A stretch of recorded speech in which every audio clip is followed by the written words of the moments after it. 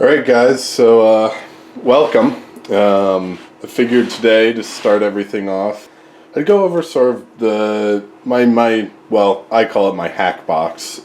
It's really just a little Walmart box with, a bunch of components, bunch of smaller boxes in it. This is really my bread and butter. I don't go anywhere without this box because it's got every part I need for if I come up with an idea. It's got, one of everything in it. So, it's a great place for me to go and start. And I've spent the past couple months putting this box together. So yeah, let's get into it.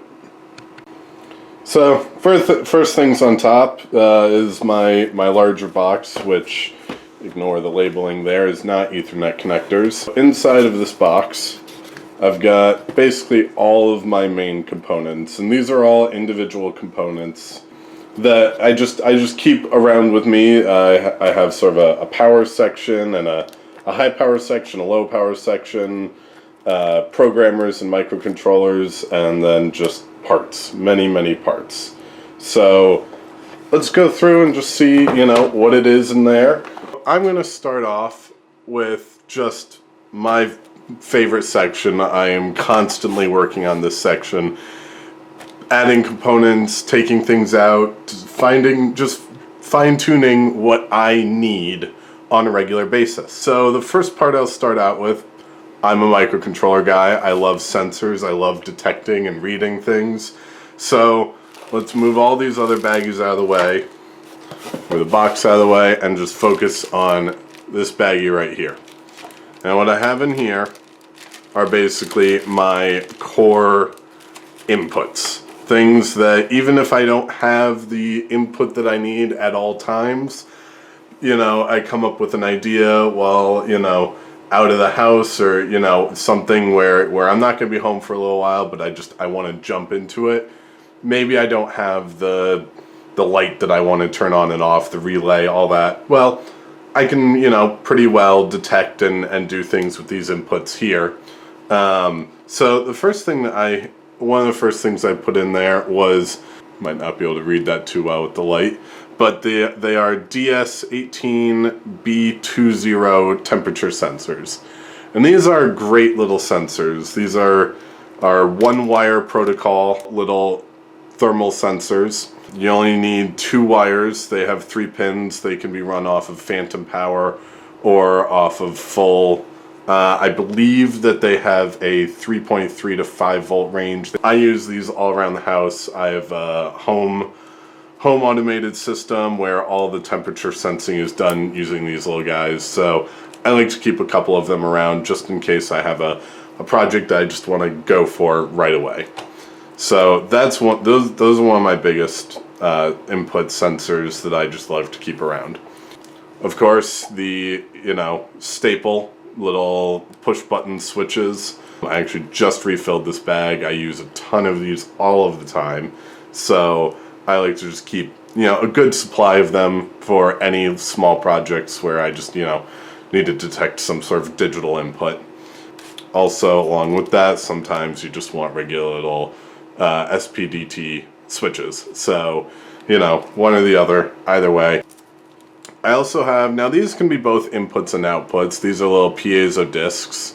I'm not much of an audio guy. I don't really tend to use them for outputs, but they make wonderful vibration sensors. Excellent for any time you need to detect some sort of vibration or a hit, or I've even used them for little security things. If you can place these sort of as a little pressure plate underneath an object, and you can detect when that object has been taken away just by the small bit of electrical current generated when these guys are flexed. So I love to have those around too. They're a great little staple sensor for detecting all sorts of things. Of course, some little pots here, some potentiometers. These are 10K potentiometers, linear taper. Most pots tend to be logarithmic taper, but half the time I want a linear taper, so I like to keep these around. They're great just for general input if you want just to fine-tooth control over something. Those are great. In case I don't have a one-wire protocol on whatever it is that I'm working on, microcontroller, or I just don't want to deal with using the one wire library. This is a 10K thermistor I've actually cobbled this together with its little voltage dividing resistor. So I just have 3 wires here, power, positive, negative, and my sense line all built into one little thing. Really convenient to have, if I just have an analog input on something, I can just pull this right out and test it out. It's just an alternative to the DSB, the one wire sensors. They're great, but sometimes you don't always want them. These are my favorite and probably one of the earliest sensors I ever actually used. I believe cadmium sulfide cells, or most people know them as photocells or photoresistors.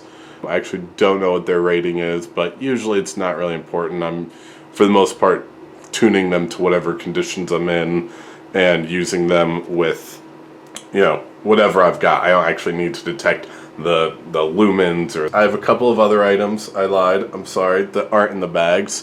One is my little PIR, passive infrared motion sensor. I like to keep these around because, half the time I have a project where may not even be security. It might just be, an under-desk light that I want to make, and, I want to have it activated with motion. So, these are cheap. These are like, $3 or $4 on eBay. All the rest of these are pennies on eBay or Alibaba, and wherever you want to go. Love these little guys. They're really convenient. Yeah. So the last item, I actually don't even really have it out yet. It's right here. It's a flex sensor.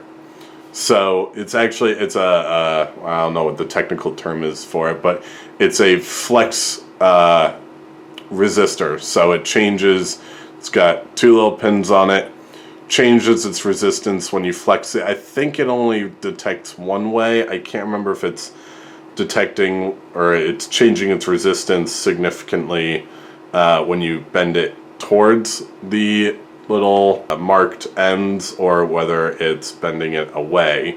Fun fact about these, though, they are actually the company that makes these. I believe there's only one. Well, there may very well be other companies, but there's one main company that makes these, and these are the exact same company that made the flex sensors in the original Power Glove. These little guys are actually really nice. They do come at a premium. You usually find them $4 or $5 a piece. Sometimes they're exactly what you need, and when you need it, you need it. So that's why I keep this one around. I have a couple others. I don't really stock too many of them. Yeah, so that's my input section.